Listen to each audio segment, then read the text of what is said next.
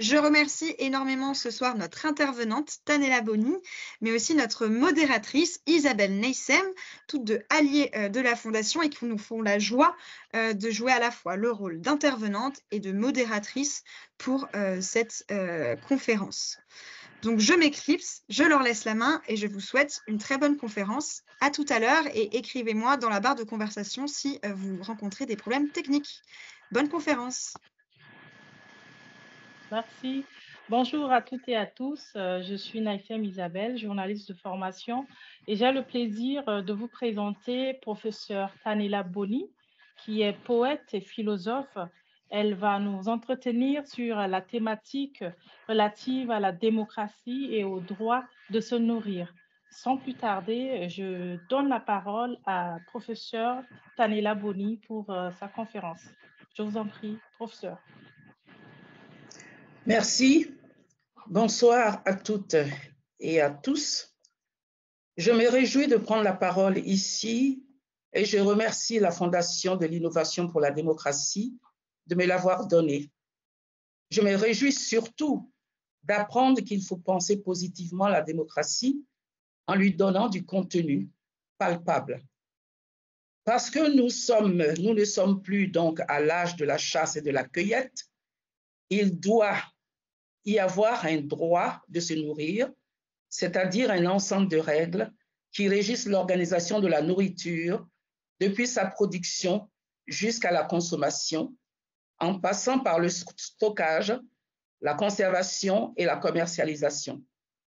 De ce point de vue, le droit de se nourrir correspond à la prise en compte, par exemple, par les autorités d'un pays, d'un droit à la préservation de la vie, celle-ci n'étant pas seulement celle des humains, mais de tout vivant. Alors, que peut la démocratie? Parce qu'il faut savoir ce que se nourrir veut dire, mieux vaut avoir un esprit critique, c'est-à-dire suffisamment éclairé pour entrevoir les conséquences de cet acte banal. L'acte banal dont il est question ici, c'est celui de manger. Entrevoir ces conséquences de cet acte sur la santé de son propre corps et sur les autres habitants de la planète, aussi bien dans l'immédiat que sur le long terme. Voilà pourquoi il est important d'apprendre à être responsable à tout point de vue. Or, être responsable, c'est avoir toute sa tête, c'est-à-dire être apte à délibérer, être capable de dire oui ou non, de faire des choix. La démocratie recherchée ici doit accorder une place non négligeable à l'éducation et à la culture. Je me permets de le dire d'entrée de jeu parce qu'il me semble que c'est vraiment très important. L'éducation sous toutes ses formes, et cela à tout âge. L'éducation à la citoyenneté, à la responsabilité, à la solidarité, sans que cela n'incombe en particulier à un État. En effet, nous savons qu'il y a des collectivités locales et des associations si nombreuses dans une Afrique dont la population est de plus en plus jeune, et donc ces jeunes doivent pouvoir jouer leur propre rôle. Ainsi, une démocratie populaire, je veux dire celle qui part du bas de l'échelle sociale, là où habite le grand nombre, doit être appelée en renfort. Seulement, voilà. On se demande comment une telle idée peut être réalisable. Peut-il y avoir une éducation démocratique et en quel sens? Donc, il faut pouvoir donner du sens à cette expression. Et je n'oublie pas la famille qui a un rôle clé à jouer dans la formation de l'humain, qui est aussi un habitant, un vivant dont le corps a besoin de nourriture. Je vais parler ici de toutes sortes de nourriture pour subsister, prendre soin de sa vie, comprendre ce qui se passe autour de lui, dans son monde local. Mais on sait que ce vivant doit également connaître, ou en tout cas avoir une idée des rapports que son monde local entretient avec le monde global. En Afrique, nous avons besoin de démocratie qui forme à l'esprit critique, à l'ouverture d'esprit. Nous avons besoin de démocratie qui apprenne aux humains, jeunes ou vieux, à penser par eux-mêmes. Cependant, il y a une épreuve à laquelle tout humain se trouve confronté, c'est celle de l'altérité. Personne, en effet, ne vit seul, dans une famille, dans la société ou au sommet d'un État. Parce que nous sommes des vivants, nous entrons donc dans un cycle de génération, un cycle de vivants et de morts. Ainsi, nos imaginaires sont riches de sciences et de savoirs accumulés depuis des siècles, de multiplicité de langues et de diversité de savoir-faire et de savoir-être. Donc, donner du contenu à la démocratie recherchée, c'est tenir compte de toutes ces richesses inexploitées ou mal exploitées. Mais par où commencer? Cette question, c'est celle que la philosophe Claire Marin nous invite à questionner. Elle nous invite en effet à questionner les débuts qui ne sont jamais évidents.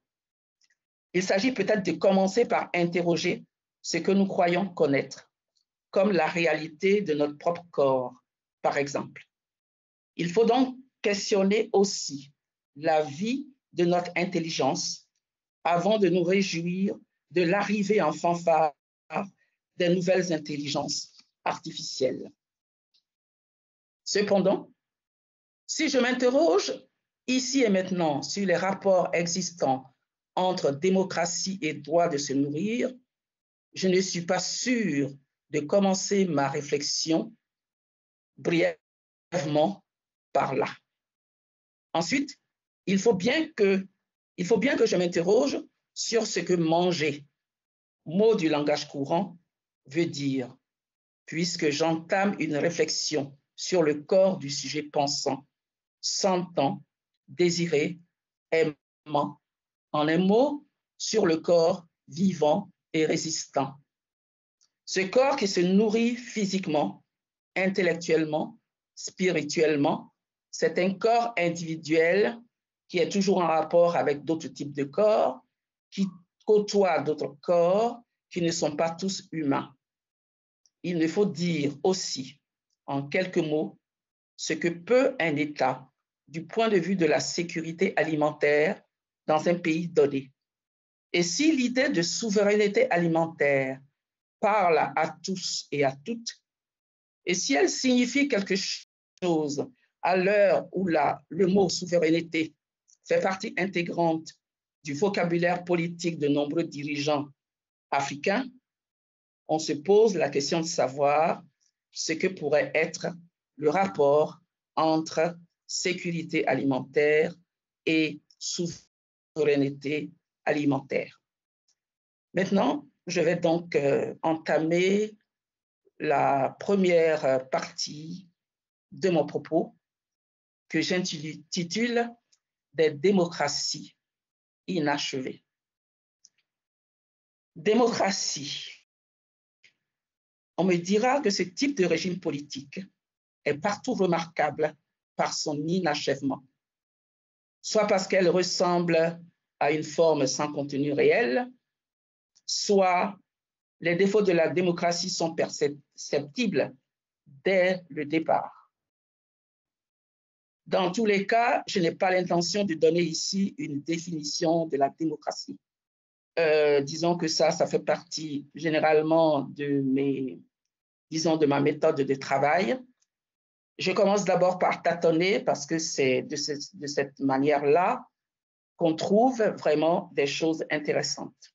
Donc, pas de définition de la démocratie parce que je ne crois pas savoir ce qu'elle est, malgré la quantité de textes et de documents qui existent sur le sujet, toutes disciplines confondues.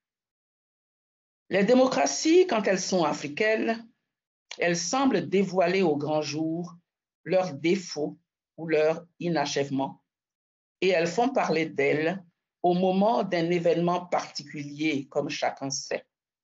Et cet événement particulier, cela s'appelle tout simplement une élection présidentielle.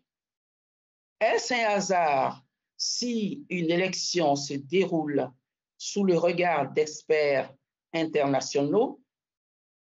On veut vérifier la régularité de la procédure pour attester qu'un vote a eu lieu et dans quelles conditions. Est-ce par manque de confiance? On sait que la suspicion existe dès le départ.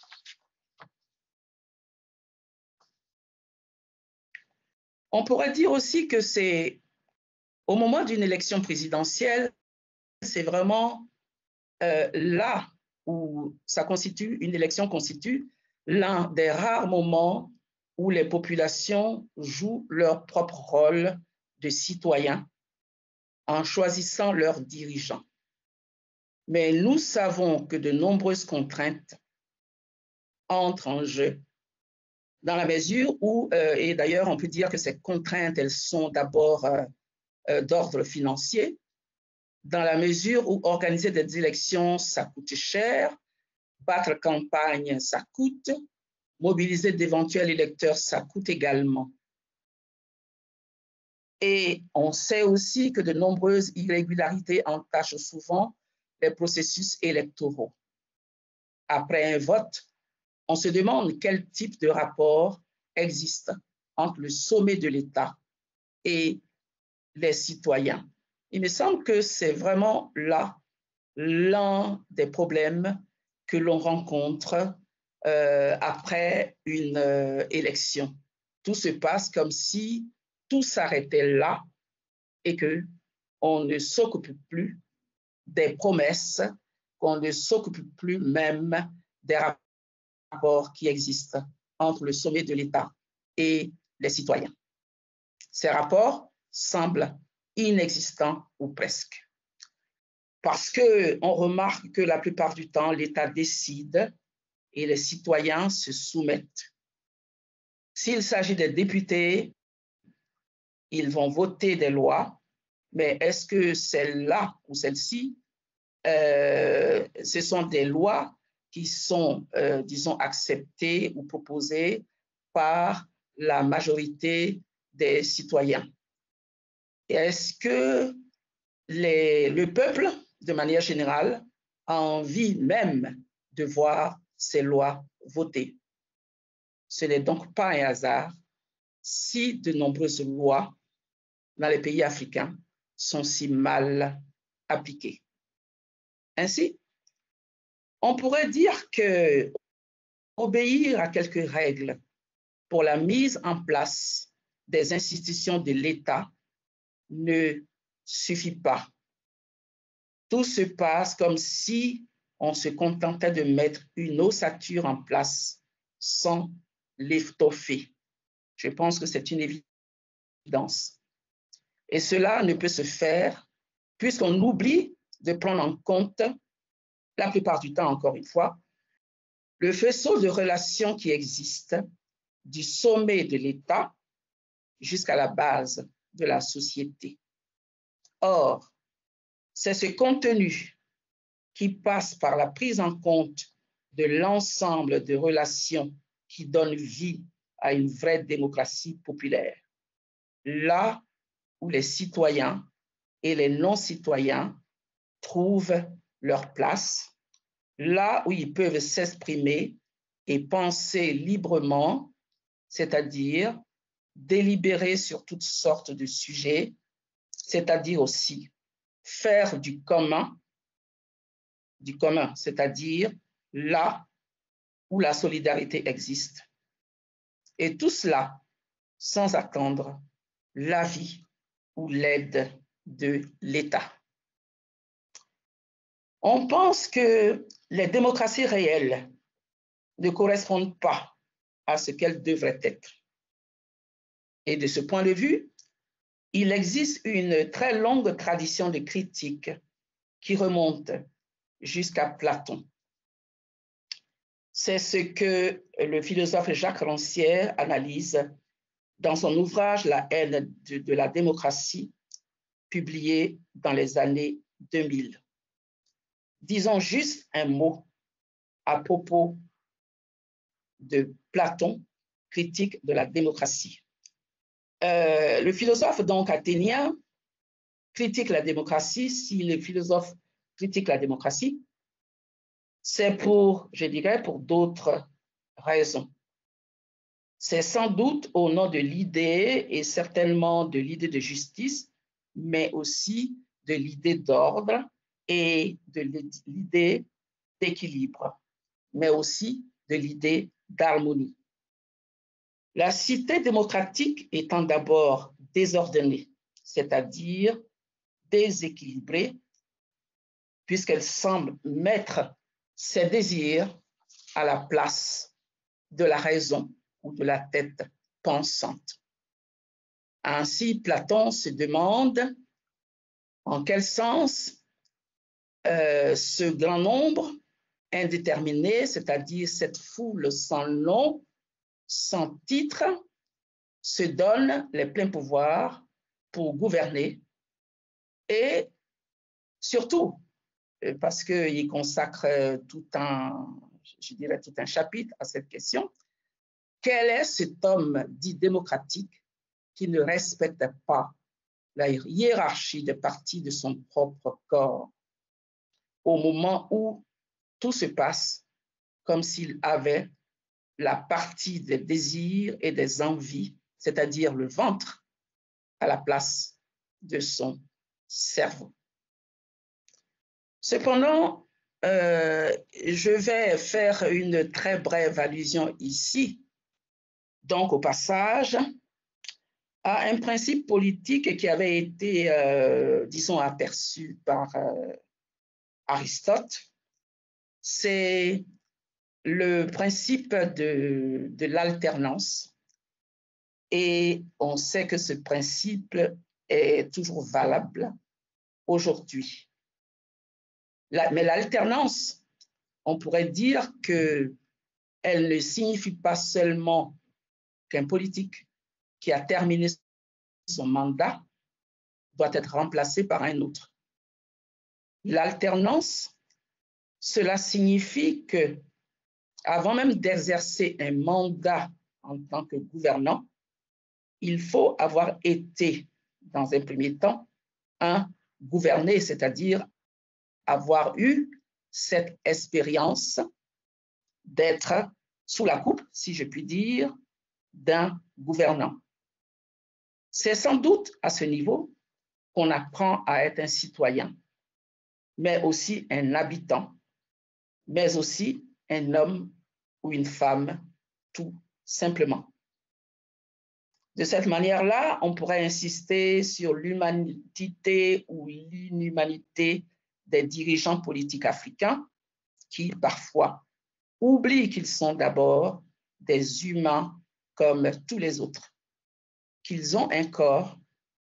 Et j'insiste là sur l'idée du corps parce que dans mon propos, c'est très, très important puisque nous parlons de nourriture. Donc, qu'ils sont des humains, qu'ils ont un corps comme tout le monde et incarner dans ce corps un intellect, un esprit dont ils doivent prendre grand soin. Car être un humain, n'est-ce pas être confronté à l'épreuve de l'altérité?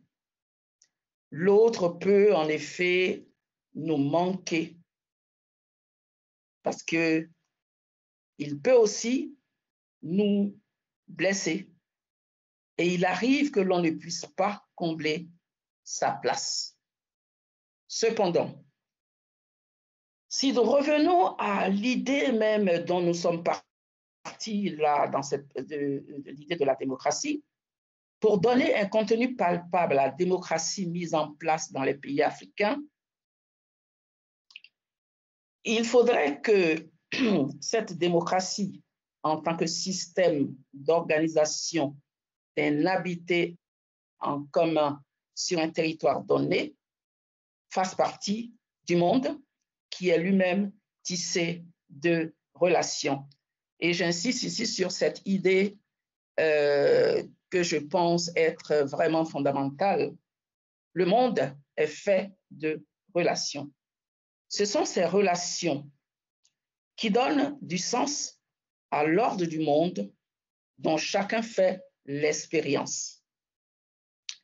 Si je ne crois pas savoir théoriquement ce qu'est la démocratie, je fais l'expérience, nous faisons l'expérience d'hier à aujourd'hui dans les pays africains postcoloniaux de certaines formes de démocratie qui semblent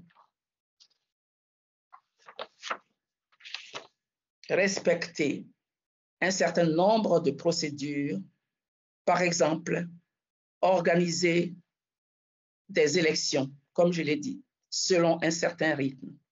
Hier, nous avions affaire à des partis-États ou partis uniques, avec un homme fort à la tête, un homme incontournable.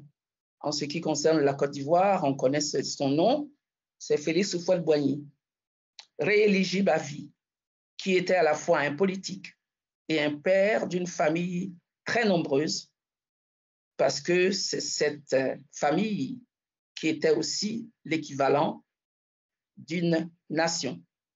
Aujourd'hui, après quelques changements de forme autour des années 90, mais nous savons que les démocraties africaines ont continué à se métamorphoser tout au long de ces 30 dernières années.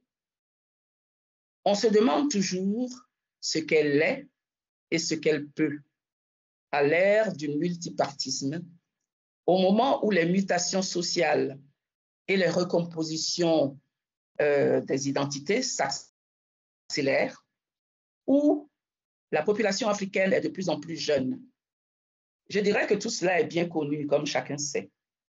Je me contente de rappeler des faits où je fais allusion ici à des idées qui sont largement répandues avant de poursuivre ma réflexion à propos de la nourriture comme un droit à la vie.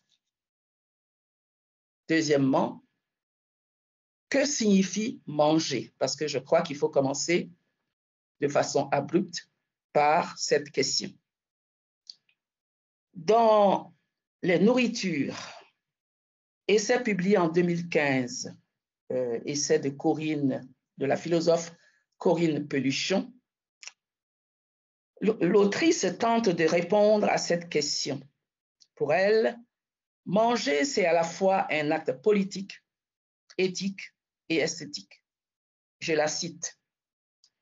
Certains biens premiers donnent lieu à des droits qui doivent orienter les politiques publiques et les échanges nationaux et internationaux. Un peu plus loin, elle continue. Tout être a droit aux aliments assurant sa vie, y compris les animaux qui se nourrissent en chassant leur proie. Laisser des vivants sans nourriture est un crime qu'aucune circonstance n'a tenu. Et j'aimerais ajouter que par choix personnel, Corinne Peluchon dira qu'elle a choisi de ne pas manger de viande, qu'elle n'en mangera pas. Elle ajoute que justement, elle ne peut pas manger de la viande d'un être qui a des yeux. C'est son choix. Si se nourrir est un droit qu'il faut protéger, comme le pense Corinne Peluchon, je dirais qu'il n'y a pas d'acte aussi concret, aussi réel que l'acte de manger. Pourtant, il me semble que je suis en train de dire que c'est tout à fait concret, mais dans le même temps, on peut se poser la question de savoir si manger, ce n'est pas quelque chose de tout à fait irréel, de fantastique ou même de fantasmatique. Et ici, si je devais faire une incursion dans les textes littéraires africains, je dirais que de très nombreux exemples se trouvent dans les romans de Soni Labou, les romans et les pièces de théâtre de Soni Labou Tansi, qui ne cesse de parler, de manger, et qui ne cesse de parler de la viande, de la transformation donc des corps humains en viande à manger.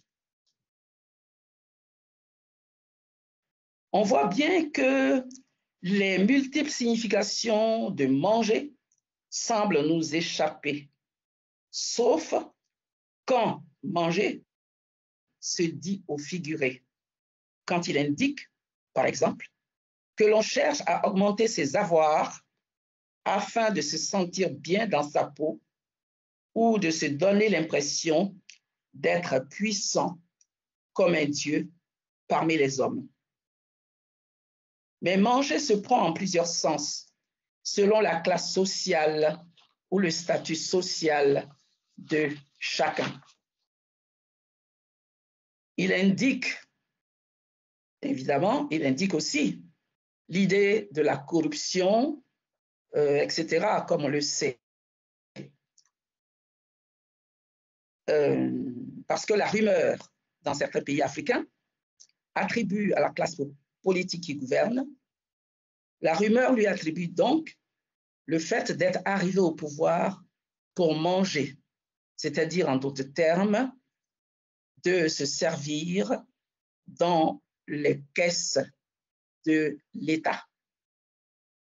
Cela signifie avoir conscience qu'être un homme ou une femme politique, c'est être assis sur une chaise éjectable. Donc, il s'agit de se servir rapidement pour soi-même, mais aussi pour sa famille ou pour son clan. Mais soyons donc optimistes et disons qu'un politique, un homme ou une femme ordinaire, peut atteindre ses objectifs sans passer par les caisses de l'État. Ainsi, la recherche de ce qu'on appelle dans le langage populaire en Côte d'Ivoire le gombo entre dans les mœurs comme le petit boulot anonyme qui dépanne et permet de boucler ses fins de mois sans angoisse. Mais revenons donc au sens propre de manger. C'est un mot courant que l'on entend partout, dans les rues ou dans les plus hautes sphères de la vie sociale. Il faut manger. Si ce verbe a rapport, dans un premier temps, à cet acte fondamental qui consiste à fournir à son corps les aliments dont il a besoin pour subsister, pour se nourrir et prendre soin de sa santé, on ne peut manger n'importe quoi, ni n'importe comment. Cette question intéresse Nietzsche, qui, dans Ecce Homo, ouvrage posthume publié en 1908, disait ceci: « C'est une toute autre question qui m'intéresse et dont le salut de l'humanité dépend plus que de n'importe quelle curiosité pour théologiens. La question de l'alimentation. » Nietzsche parle donc de l'importance de la digestion, de l'importance de ne pas rester trop longtemps assis si l'on veut être en bonne santé. On sait que tout cela est très commun aujourd'hui. On le sait, on n'a pas attendu quelques philosophes pour le savoir. Nietzsche, déjà à son époque, donc à la fin du 19e siècle, proposait une hygiène de vie en vue du bien-être et de la santé. Pour Nietzsche, donc, la question de l'alimentation est étroitement, comme je viens de le dire, liée à la santé de l'individu. L'individu qu'il est, à ses habitudes alimentaires, mais aussi à l'esprit allemand de cette époque, mais aussi au climat et au lieu où l'on se trouve. C'est d'ailleurs là que je trouve que ce passage de Nietzsche est très, très intéressant parce qu'il préfigure déjà ce que l'on pense aujourd'hui. Parler donc de l'alimentation, ce n'est pas si simple. Cela peut être le fil d'Ariane qui permet de penser autrement la démocratie en Afrique et ailleurs.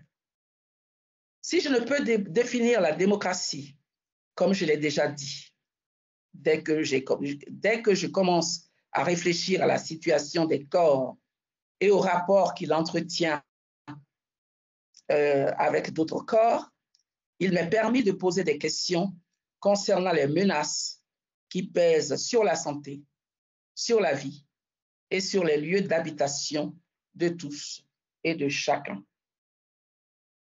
Troisièmement, de la sécurité alimentaire à la souveraineté alimentaire.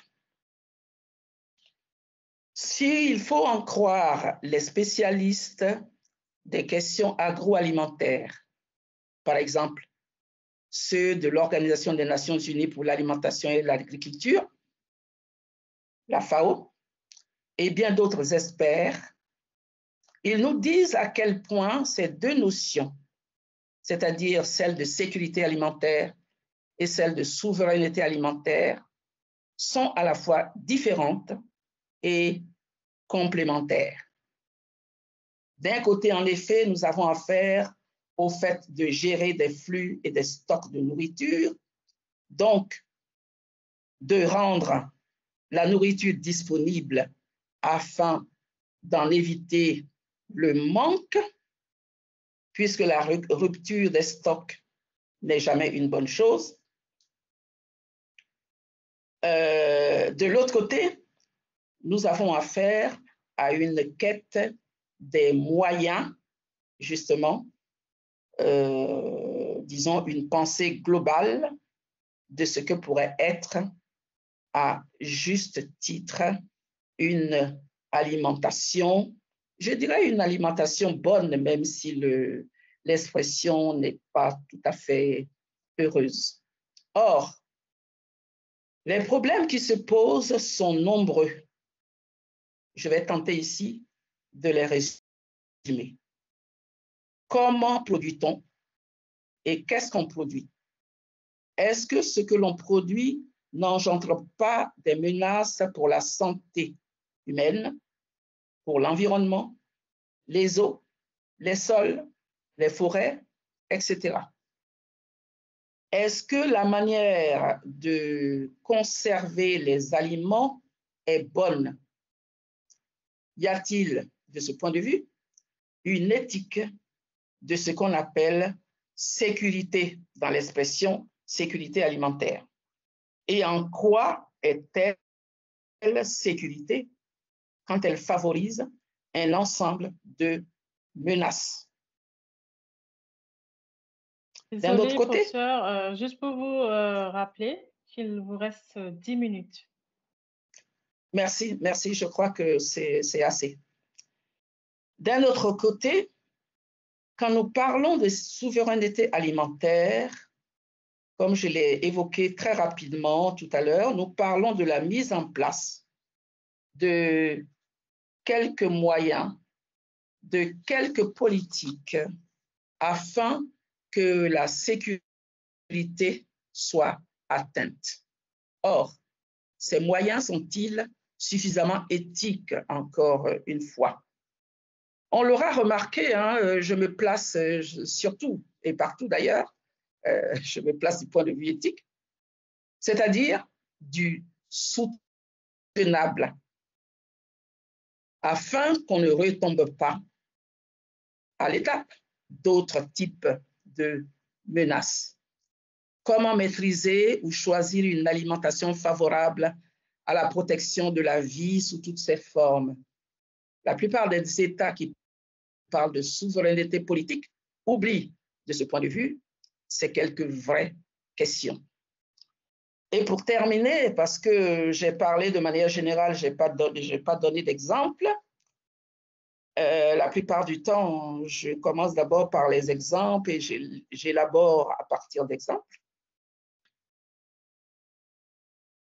On pourrait évoquer ici rapidement la dépendance aux importations. Exemple précis, du riz et du blé. Si vous enlevez le riz et le blé aux populations, par exemple, d'Afrique centrale et d'Afrique occidentale, je crois que vous aurez enlevé vraiment quelque chose de fondamental, de nécessaire à leur nourriture quotidienne. Mais on pourrait choisir d'autres, on aurait pu choisir d'autres cultures locales en adéquation avec des pratiques anciennes, en tenant compte du climat et de la préservation de l'environnement. Mais l'on sait que la plupart du temps, les cultures de rente, j'ai en mémoire ici le café et le cacao, et récemment, j'ai en mémoire aussi, ce qui est entré, je vais dire, dans ma mémoire récemment, c'est la culture de la noix de cajou. Tout cela prend beaucoup de place. Tout cela donc enlève de l'espace au sol qu'on aurait pu consacrer à la production de biens de première nécessité. Par ailleurs, ce que l'on appelle sécurité pourrait se transformer en insécurité pour tous. Je parle ici de l'utilisation sans contrôle de pesticides, des herbicides, mais aussi des produits chimiques pour conserver des tubercules, pour le mûrissement des fruits. Je parle ici des bananes, des mangues et d'autres fruits de consommation courante.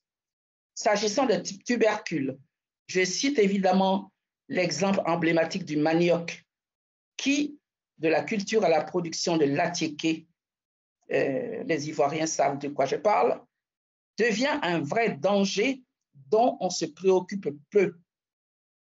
Quand les sols et les eaux sont pollués par des tonnes de produits chimiques, même si la nourriture existe en abondance, même si la faim n'existe pas, aucune sécurité n'est garantie, ni pour notre corps, ni pour l'environnement dans lequel nous habitons. Un dernier exemple pour montrer que la souveraineté alimentaire n'est pas pour demain, elle reste à penser et à mettre en place à l'intérieur des États et dans le cadre de relations économiques et commerciales,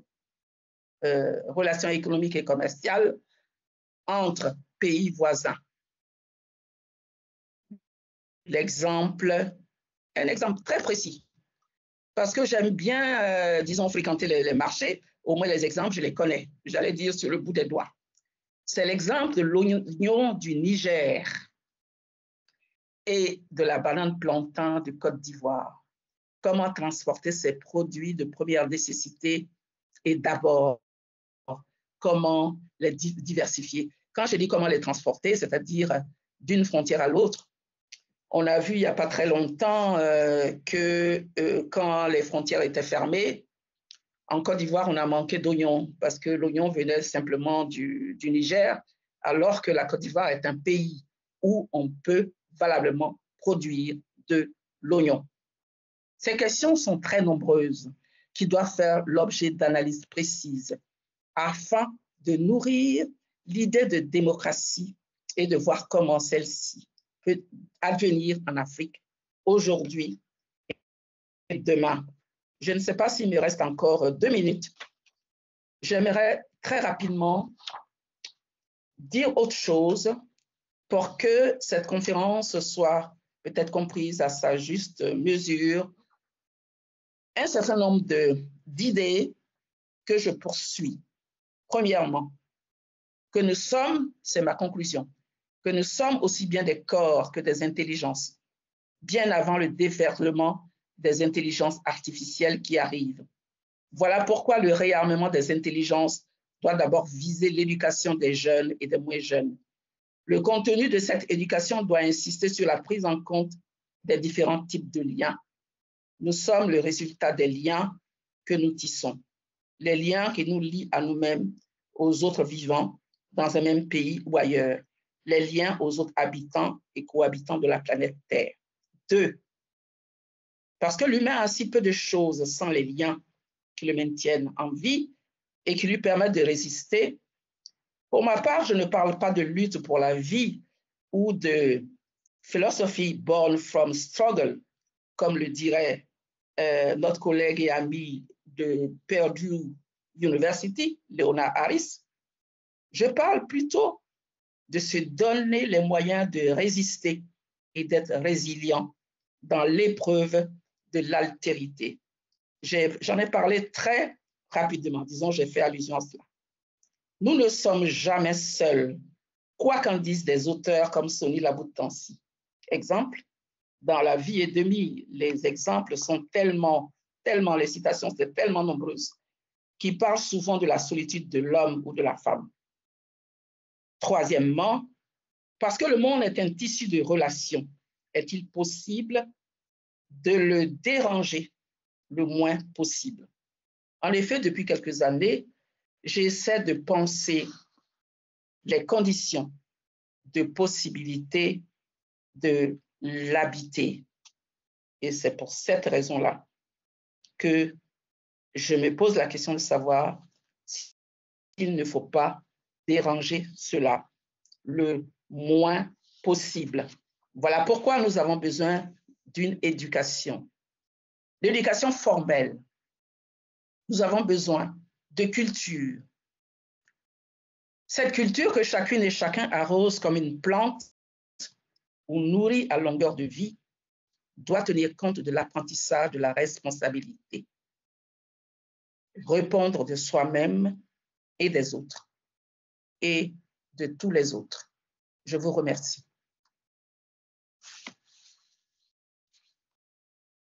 Merci, professeur, pour votre brillante et riche intervention. Je ne vais pas refaire cette conférence, mais je me permets quand même de revenir sur quelques mots qui m'ont marqué, qui m'ont touché. Je voudrais bien partager avec toutes ces participantes et participants qui nous ont pris en cours de route. Déjà, dès l'entente de cette conférence, j'ai retenu une phrase vraiment que je vous exhorte aussi à retenir. Parlant de la démocratie et du droit de se nourrir, selon mes professeurs Tanela, nous ne sommes plus à l'âge de la chasse et de la cueillette. Il est important donc de prendre en compte, de se prendre en compte, de se responsabiliser à tous les niveaux, de responsabiliser les jeunes qui doivent pouvoir jouer leur rôle en ayant une éducation démocratique, une éducation qui va leur permettre d'être critiques dans leurs propos, d'avoir un esprit d'ouverture afin de donner du contenu à la démocratie tant recherchée dans les pays africains. Et concernant se nourrir, il nous revient donc de donner la vraie vie, la vraie démocratie citoyenne sans attendre l'avis et l'aide de l'État. Et je retiens aussi que se nourrir, c'est un droit à la vie. C'est un droit à la vie. Et je vais faire un peu dans mes notes, mais je vous retrouve. Et la sécurité alimentaire et la souveraineté alimentaire dans une démocratie vont de pair et nécessitent la mise en place des moyens et des politiques publiques dans les différents pays africains pour vraiment parvenir à l'atteinte des objectifs, aussi bien en Afrique que dans nos pays respectifs, aujourd'hui et demain. Sans plus tarder, chères participantes, chers participants, si vous avez une question, ça va être à l'oral. Vous levez la main, il y a Madame Colline qui est là, qui va ouvrir vos micros respectifs à tour de rôle pour vous permettre d'intervenir. Vous levez juste la main si vous avez une question. C'est dans la barre du haut, là. Colline, tu es avec nous? Oui, je suis bien là. J'ai vu que Emmanuel avait une question. Donc, Emmanuel, tu pouvez ouvrir votre micro et poser votre question. Il faut juste autoriser le microphone en haut à droite. Voilà, normalement, vous avez le droit à la parole. Merci, Colline. Ah, super. Bonsoir, professeur. Bonsoir tout le monde. Merci, professeur, pour votre intervention. J'espère que vous m'entendez bien. Oui. Merci, professeur. Je suis Emmanuelle Akrassi, doctorante en sciences politiques à l'Université Alassane Ouattara de Bouaké.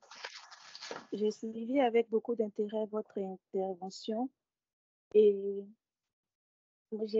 j'aimerais savoir, dans le contexte ivoirien précisément, quelle analyse pouvons-nous faire entre la démocratie substantive que prône la Fondation qui nous réunit ce soir et la cherté de la vie dont disons une grande partie de la population ivoirienne se plaint. Merci, professeur. Ça sera tout pour moi. Est-ce que je réponds immédiatement ou je prends un certain nombre de questions? Je pense que nous allons procéder par une série de 3 questions. C'est selon aussi votre capacité. Je ne sais pas. Qu'est-ce que vous voulez? Sinon, Oui, je propose une série de 3 questions. Oui, d'accord. Du coup, on va partir pour la deuxième question. Oui, Arsène, je vois que vous posez une question. Vous pouvez allumer votre microphone et la poser. Merci. J'espère que vous m'entendez. Hein? Oui. Oui, très bien. OK. Merci, professeur, pour votre brillante exposé, votre brillante conférence. J'ai suivi avec beaucoup d'intérêt vos différents points développés dans cette conférence. Ce qui m'intéresse surtout, c'est ce qui concerne la souveraineté et la sécurité alimentaire. Et comme l'a dit la précédente intervenante, dans le contexte ivoirien, aujourd'hui, on fait face à des gros défis en termes d'autosuffisance dans plusieurs produits, notamment le riz et d'autres produits. Alors que quand on regarde le climat, quand on regarde la végétation, tout ça, on a toutes ces potentialités pour pouvoir s'autosuffire. Mais le constat, c'est qu'on continue encore d'importer des produits comme la tomate, l'oignon, le riz, tous ces produits de première nécessité, malgré toutes ces potentialités. Alors, qu'est-ce que, à votre avis, selon votre analyse, qu'est-ce qui n'a pas marché depuis 1960 jusqu'à aujourd'hui? Est-ce que c'est l'échec des politiques ou il y a d'autres facteurs qui peuvent expliquer qu'aujourd'hui, on craint pour la sécurité alimentaire, la souveraineté alimentaire en Côte d'Ivoire? Merci. Ce sera tout pour l'instant. Je pense que ces deux questions sont liées l'une à l'autre. Est-ce qu'il y en a une troisième? J'autorise le micro pour Abdel, voilà, qui était le troisième à lever la main. Vous pouvez y aller en allumant votre micro. Merci beaucoup, merci beaucoup. Bien le bonsoir, professeur Tanela Boni. J'ai vraiment pris plaisir à suivre cette réunion, cette conférence. Et vers la fin, vous avez parlé du réarmement des intelligences. J'aimerais savoir comment doit s'élaborer ce réarmement des intelligences-là, surtout dans notre contexte ivoirien, où on a constaté que le niveau de l'éducation, le niveau intellectuel, si je peux le dire ainsi, des plus jeunes est en deçà des réalités. On fait face aujourd'hui à bon nombre de problèmes sans solution. Donc, j'aimerais savoir comment est-ce que le réarmement des intelligences, selon vos dires, va s'opérer, bien doit s'opérer dans le contexte ivoirien. Je vous remercie. Merci. Est-ce que je réponds? Oui, allez-y, je vous en prie. Oui. Alors, comme je le disais, les deux premières questions sont liées l'une à l'autre. Et je vais parler ici, d'abord, c'est une anecdote que je vais plutôt raconter. Hein. Je fais partie de cette génération en Côte d'Ivoire qui a connu Félix Houphouët-Boigny. Et depuis qu'on était donc très, très jeune, On a toujours vu dans le journal, parce qu'il y en avait un seul pendant très longtemps, jusque dans les années 90, je vais parler du journal pro-gouvernemental qui s'appelle Fraternité Matin. Il y avait ce qu'on appelait la pensée du jour. Je pense que beaucoup de gens se rappellent encore ce que c'était que la pensée du jour. Parce que Félix Houphouët-Boigny faisait beaucoup de discours, il avait des discours, il parlait beaucoup. Quand il est mort d'ailleurs, ses discours ont été rassemblés. Mais bien avant sa mort, on a vu que chaque jour, ce journal, mais aussi la télévision, mais aussi dans tous les médias qui existaient à cette époque-là, comme j'ai dit, il n'y en avait pas beaucoup, il y avait la pensée du jour. Et parmi les nombreuses pensées du jour que chacun ou chacune retenait, il y avait par exemple celle-ci. La richesse de ce pays, évidemment je cite des mémoires, la richesse de ce pays repose sur l'agriculture. Bon, je vois que vous-même, vous savez, vous avez retenu quelque chose. Et puis, il y avait aussi cette autre citation, mais je me rappelle qu'une fois, il y avait un débat, on disait, ah non, est-ce que c'était Félix Houphouët-Boigny qui l'avait dit ou quelqu'un d'autre? Cette autre citation qui disait, l'homme qui a faim n'est pas un homme libre. Je dis cela parce qu'il me semble que si on prend le cas précis de la Côte d'Ivoire, les choses ont changé pour la bonne raison que ces questions, que ce soit celle de la gestion des stocks, celle justement de la sécurité alimentaire, veiller à ce qu'il y ait toujours quelque chose à manger, veiller à ce que la nourriture soit peut-être, disons, la plus saine possible. Il me semble que Félix Houphouët-Boigny avait ce souci. Et je sais qu'il avait mis en place justement un certain nombre de structures pour veiller à cela. Il y avait même en dehors des grandes villes, il y avait comment ça s'appelait? Des chaînes de magasins dans lesquelles on trouvait la plupart des produits locaux, des produits de première nécessité. Donc, il y veillait. Et on sait pourquoi il y veillait. Simplement parce qu'il se définissait d'abord comme planteur. Bien sûr, il parlait de café-cacao, mais à côté du café et du cacao, je crois quand même qu'il faut insister là-dessus, il avait le souci de l'alimentation. Qu'est-ce qu'on met dans son assiette? Est-ce que ce qu'on met dans son assiette, ça vient de Côte d'Ivoire ou ça vient d'ailleurs? Et à propos précisément du riz, je crois que l'importation du riz en masse que l'on connaît en Côte d'Ivoire et dans de très nombreux pays africains, en tout cas en Côte d'Ivoire, c'est venu avec le temps pour la bonne raison qu'il y avait une société mise en place par Félix Houphouët-Boigny, en tout cas favorisée par le chef de l'État, je dirais, certains disent autocrate, mais disons omniprésent, c'est que le riz, c'était important. Donc, la Côte d'Ivoire produisait du riz et l'idée, c'était que ce pays puisse être autosuffisant en ce qui concerne donc la culture du riz. Mais comme vous le savez, beaucoup de choses ont été laissées, abandonnées en cours de route, à tel point qu'aujourd'hui, c'est vrai, le pays dépend pour beaucoup de produits de première nécessité des importations. Donc, c'est un problème. Mais que faire? C'est surtout ça la question, que faire? Il me semble qu'il faut d'abord y penser. Oui. Il faut faire... Oui, faut entrer. Waouh. Hein?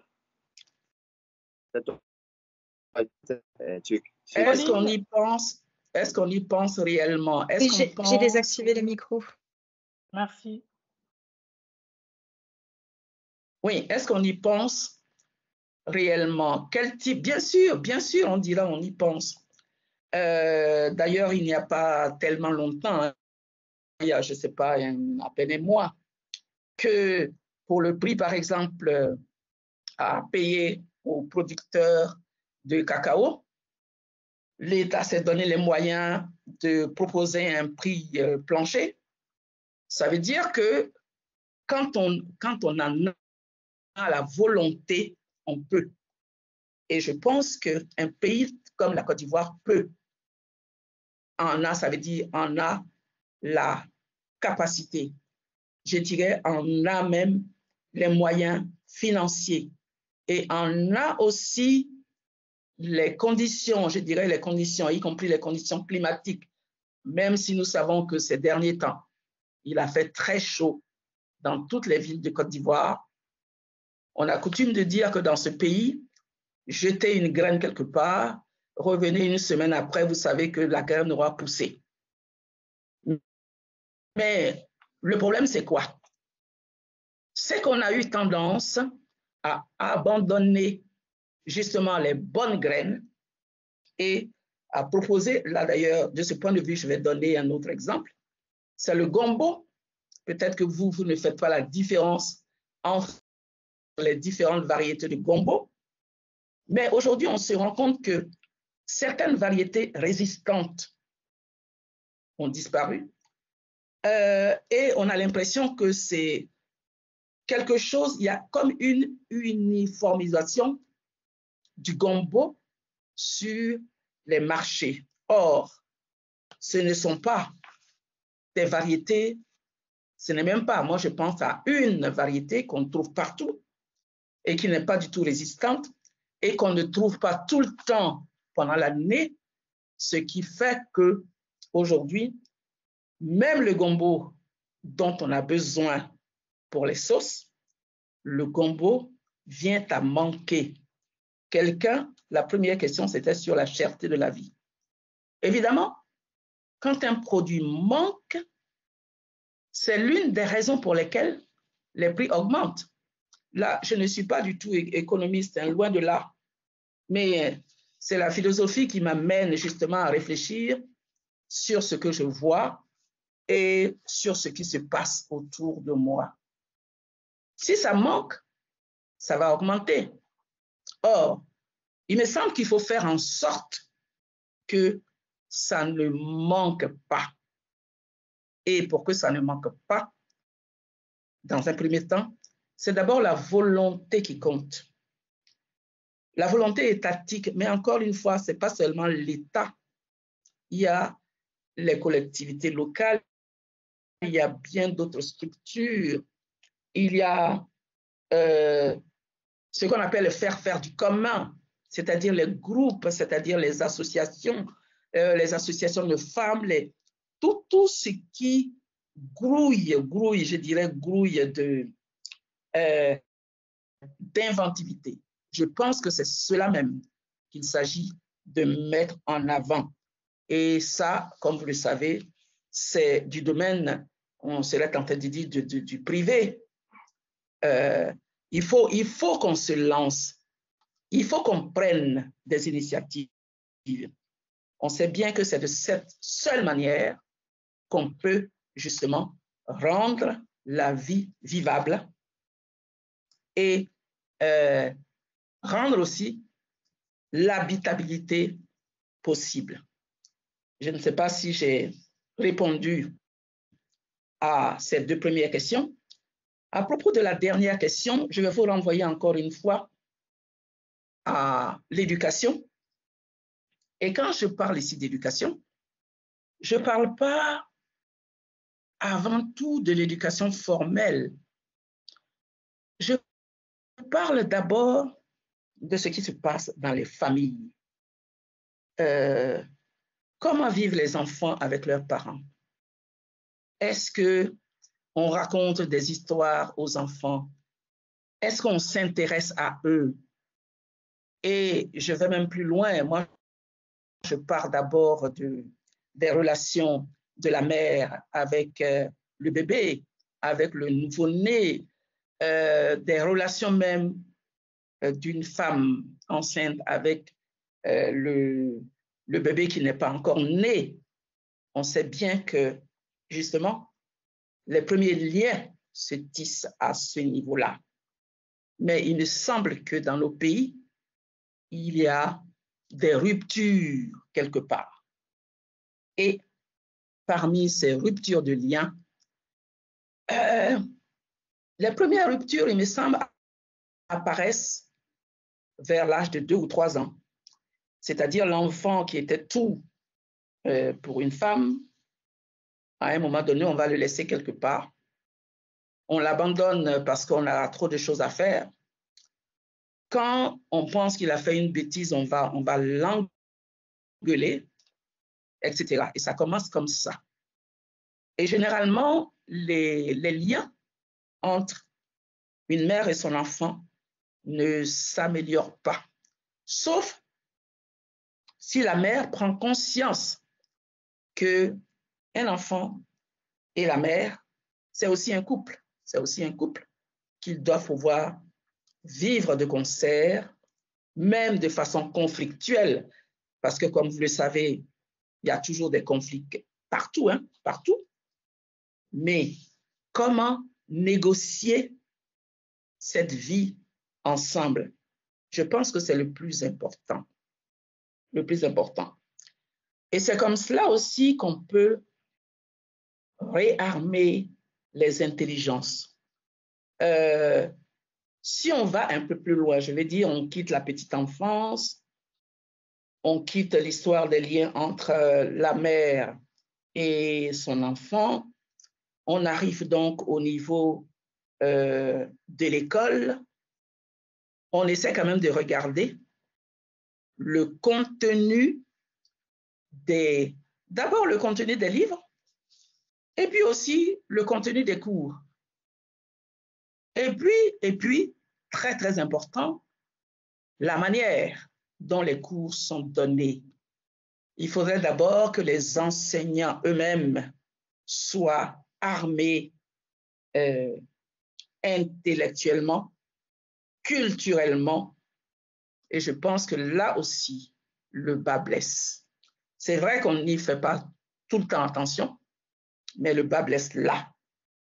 S'il y a un manque fondamental chez un enseignant, on sait bien que ça va se répercuter sur des générations et des générations d'enseignés. C'est aussi à ce niveau-là qu'il faut faire très, très, très attention. C'est pour cela que quand je parle d'éducation, c'est à tout âge être capable de se former, de se reformer encore et encore, de se cultiver, parce que je crois qu'on n'en a jamais assez. La deuxième chose très importante sur laquelle j'aimerais insister, c'est qu'il s'agit aussi de préserver le lien entre les générations. C'est même pour cela que j'ai parlé tout à l'heure de raconter des histoires. Quand des parents ou des grands-parents racontent des histoires, il faudrait aussi que les parents ou les grands-parents écoutent la réaction des enfants à qui on a raconté ces histoires-là. Je veux dire que la circulation de la parole est très importante, et dans les familles et dans un système éducatif formel. Les élèves ont aussi droit à la parole. Et quand on parle d'apprentissage, ça ne peut jamais être d'un seul point de vue. C'est réciproquement. Et je pense que c'est de cette manière qu'on peut progressivement essayer de réarmer les intelligences pour éviter justement la paresse. La paresse intellectuelle, je pense que ça gagne et ça nous gagne toutes et tous. Et c'est ce qu'il faudrait. Il faut réagir afin que justement la démocratie recherchée soit possible. J'espère avoir répondu à vos questions. Oui, j'espère. Et là, avec votre permission, nous allons ouvrir une deuxième série de questions. S'il y en a, j'ai vu des mains levées tout à l'heure. Pauline? Oui, je crois que c'est à Guy Delis qui avait une question, car on a déjà posé celle d'Arsène. Donc, Guy, qui est d'ailleurs l'assistant d'Arthur Banga pour le Labo Ouest, tu peux ouvrir ton micro et poser ta question.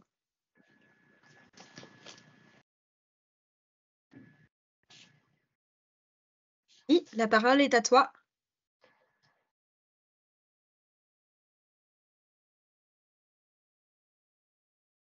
Alors, il y a peut-être un souci de connexion. De connexion, oui. On peut prendre une autre personne en attendant que Guy revienne. Oui, on a Sedouba. Il n'arrive pas à ouvrir son micro. Guy, dans ce cas-là, tu peux poser ta question dans le chat, peut-être?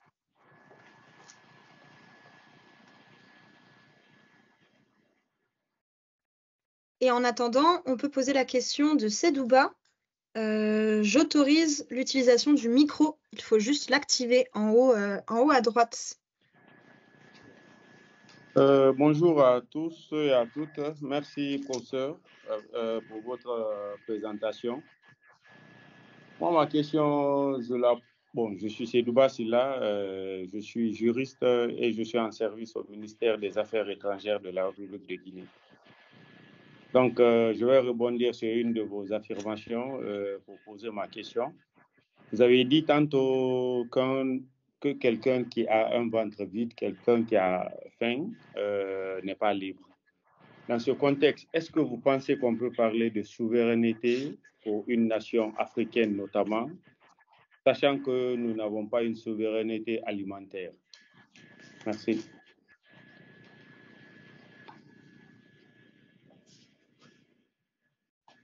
Merci. Une autre question, s'il y en a? Ou bien, Colline, tu peux nous lire la question de Guy, si elle est déjà envoyée? Alors non, il n'a pas envoyé sa question tout de suite, donc on peut peut-être commencer avec celle-ci. Et les autres, n'hésitez pas à lever la main pour poser vos questions. Oui, je réponds. Oui, allons-y. Oui, s'il vous plaît. Oui, je disais que c'est une phrase qui est attribuée à Félix Houphouët-Boigny, mais on sait bien que peut-être que ce n'est pas lui seul qui a parlé de ça, qui a dit cela, à savoir que un homme qui a faim n'est pas un homme libre. Mais c'est vrai que ça pose d'ailleurs aussi bien la question de la sécurité que de est-ce qu'il a accès à quelque chose. S'il a faim, c'est qu'il manque de nourriture, c'est qu'il est sous-alimenté. Ça peut être ça. Mais de manière plus globale, cela signifie qu'il habite dans un pays et qu'il est dans une société où finalement, on se pose la question de savoir s'il y a une réelle volonté de vouloir, je dirais, de vouloir contrôler, de vouloir proposer donc à l'ensemble d'une population de quoi se nourrir. Parce que c'est ça, être maître de sa nourriture. C'est ça. C'est une question vraiment essentielle. Parce qu'aujourd'hui, on a l'impression que on parle beaucoup de, comme je l'ai dit, de souveraineté politique. de souveraineté monétaire. C'est très, je vais dire, c'est très actuel.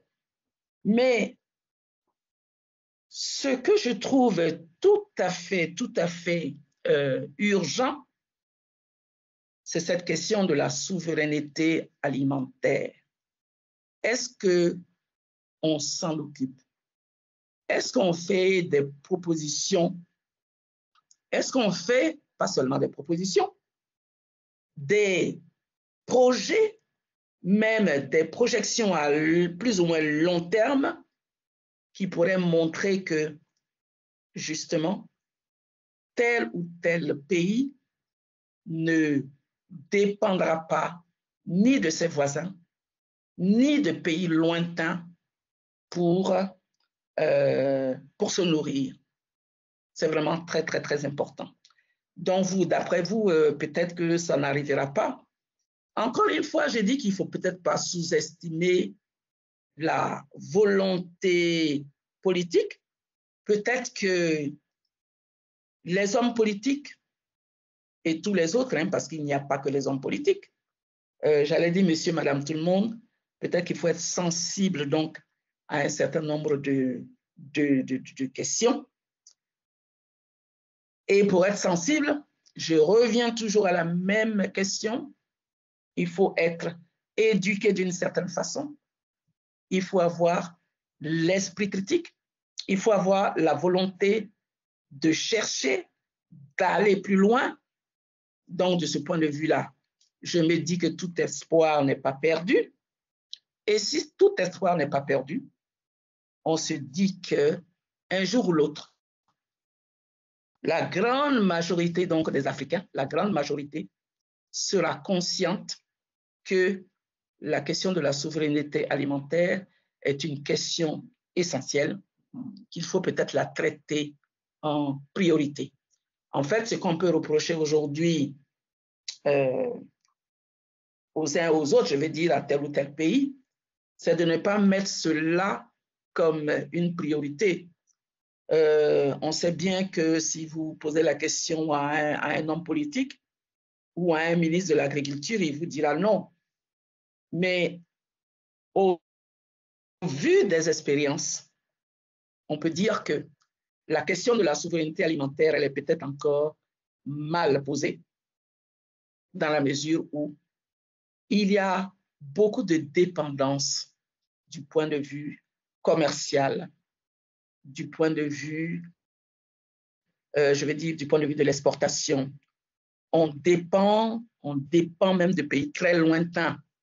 J'ai cité là l'exemple du blé. Le blé ukrainien, que vient faire le blé ukrainien dans une Afrique où on peut cultiver du mil, où on peut cultiver vraiment toute autre céréale, où on peut proposer du pain à base d'autres céréales. C'est une question de volonté, c'est une question de vouloir prendre des initiatives bien précises.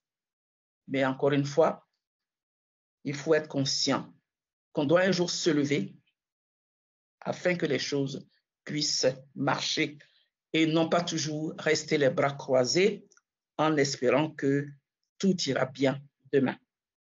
Je ne sais pas si j'ai répondu à votre question. Est-ce qu'il y en a d'autres? Je vais lire la question de Guy. Ou Isabelle, tu t'en charges? Vas-y, si tu l'as sous la... Oui, vas-y. Alors, je l'ai sous les yeux. Donc, de Guy, doctorant en logique et épistémologie à l'UFHB, content de vous réécouter, ma professeure. Bien, aujourd'hui, il est récurrent de constater que la démocratie sous cette forme alimentaire devient de plus en plus politique. À preuve, une diversité d'initiatives citoyennes, parfois appuyées par les collectivités territoriales, fleurit, née depuis une dizaine d'années. Aujourd'hui, on parle presque partout de sécurité sociale. Ma question est de savoir si cette démocratie alimentaire ne devient-elle pas de plus en plus politique? Et selon vous, si vous êtes d'accord bien entendu de cette politisation de la démocratie alimentaire, quelles peuvent être les limites auxquelles elle peut être confrontée? Bon, enfin, je ne sais pas ce que vous appelez la démocratie la démocratie alimentaire. On sait bien, j'ai parlé de manger au sens figuré. On sait bien que chacun cherche les moyens à tout point de vue pour se remplir les poches. Et d'ailleurs, pour se remplir les poches, aujourd'hui, il y a des programmes ça et là et des programmes politiques qui vont donc octroyer à des individus et à des groupes un certain nombre de capitaux de départ pour que les gens puissent s'installer, pour commencer quelque chose et pour s'occuper d'eux-mêmes. Je sais bien que parfois ça marche, mais parfois il y a des dérives. Donc, j'ai tout à fait l'impression que ce dont vous parlez, il s'agit des dérives. C'est vrai qu'il y en a beaucoup, il y en a énormément, mais je me dis aussi que, vous savez, toujours j'ai là quelque chose comme une petite musique en moi qui me dit qu'il ne faut pas abandonner, qu'il faut être quelque part toujours un peu optimiste, qu'il faut croire qu'un jour ou l'autre, on va comprendre où se trouvent donc nos propres intérêts, c'est-à-dire ne pas prendre toujours les choses pour soi-même, parce qu'on n'est pas seul au monde, encore une fois, et que nous habitons tous sur la même planète. Pour toutes ces raisons-là, je crois qu'il ne faut pas toujours mettre en avant la critique des dérives. Bien sûr qu'il faut critiquer. Il faut critiquer pour voir comment changer les choses. Donc, mettons l'accent en priorité sur les manières de pouvoir changer les choses. Et je reviens toujours à la même chose, au même point de départ. Il faut pouvoir être conscient. Et pour conscientiser, je crois que je n'en ai pas encore parlé. Vous savez, quand il y a des catastrophes, où il y a des choses urgentes, quand il y a des situations d'extrême urgence, on sait bien comment, justement, conscientiser les uns et les autres. Je me pose la question de savoir pourquoi ne pas utiliser les mêmes moyens pour aboutir à des choses innovantes, à des exemples très concrets, à des pratiques qui pourraient servir de modèle, justement. Je vais dire l'utilisation, parce que c'est un exemple concret, l'utilisation, par exemple, d'un téléphone portable pour faire passer des messages très positifs. Je pense que ça pourrait donner quelque chose. Ça pourrait réveiller les consciences, parce qu'il me semble que c'est par là où on doit passer si on veut guérir les individus et les groupes d'un certain nombre de dérives ou de maux. Mais est-ce qu'aujourd'hui, on a tout essayé? Moi, j'ai l'impression qu'on n'a pas encore tout essayé. Même quand on peut imaginer ou quand on sait où se trouvent justement les moyens de la conscientisation afin que les uns et les autres puissent agir dans l'intérêt non pas seulement des égaux dans le sens de l'égoïsme, mais plutôt dans l'intérêt du grand nombre, dans l'intérêt de ce qui est plutôt commun, dans l'intérêt de la solidarité, parce qu'il me semble que c'est cela même qui est le plus important. Et ce sont ces pratiques, je dirais de base, ou à la base, qui peuvent nourrir une démocratie, c'est-à-dire celle d'aujourd'hui et celle de demain. Mais pour l'instant, c'est vrai qu'il faut constater que ça piétine, parce qu'il me semble qu'on a une idée des moyens, mais on ne les utilise pas toujours à bon escient. Est-ce que j'ai répondu à votre question? Je veux dire, on peut quand même faire mieux pour que les choses aillent dans le bon sens. Je pense que il nous reste 5 minutes, mais nous allons prendre... il a réagi, il dit que c'est parfait. Nous allons prendre une dernière question peut-être, s'il y en a, s'il y a des mains levées. Colline? Alors, je ne vois pas de main levée, hormis celle Ça d'Arsène qui peut a être déjà... une question, Oui. ça peut être une question, une contribution, Mm. un petit partage. Arsène, vous avez peut-être une deuxième question car je vois votre main encore levée. Sinon, pour les autres, n'hésitez pas à contribuer, à poser votre question. J'ai pas de questions. Ah, d'accord. J'ai pas de questions. Peut-être que je vais baisser ma main. J'ai pas de questions. Ça va pour moi. Très bien. J'étais Ok. satisfait. Peut-être on va redonner la parole à professeur Tanela. Si vous avez 2-3 mots de conclusion. Oui, enfin, moi, c'est d'abord un mot de remerciement. Je pense qu'on a, ou disons, cette fondation, elle fait un travail formidable. Hein. Je sais qu'elle existe il n'y a pas si longtemps. Mais déjà, le fait de donner la parole aux uns et aux autres pour s'exprimer sur des questions très importantes, je pense que c'est un très, très, très bon début pour montrer comment, c'est-à-dire de quelle manière les démocraties peuvent aller de l'avant, c'est-à-dire prendre conscience qu'il y a des problèmes précis qui existent, qui restent pendants, qu'il y a des questions précises qu'il faut traiter, c'est-à-dire précisément sortir des rhétoriques qu'on entend depuis des décennies et des décennies sur ce que c'est que la gouvernance, la bonne gouvernance, le développement, qu'est-ce qu'il y a encore, l'émergence, c'est-à-dire à chaque saison, on a affaire à un nouveau concept et en fait, on ne sait pas, à chaque fois, on ne sait même pas de quoi on parle. Voilà pourquoi je dis toujours, je ne sais pas comment définir, ce n'est pas mon fort du tout. Mais commençons par les choses très concrètes. Commençons par les expériences. Commençons par les pratiques.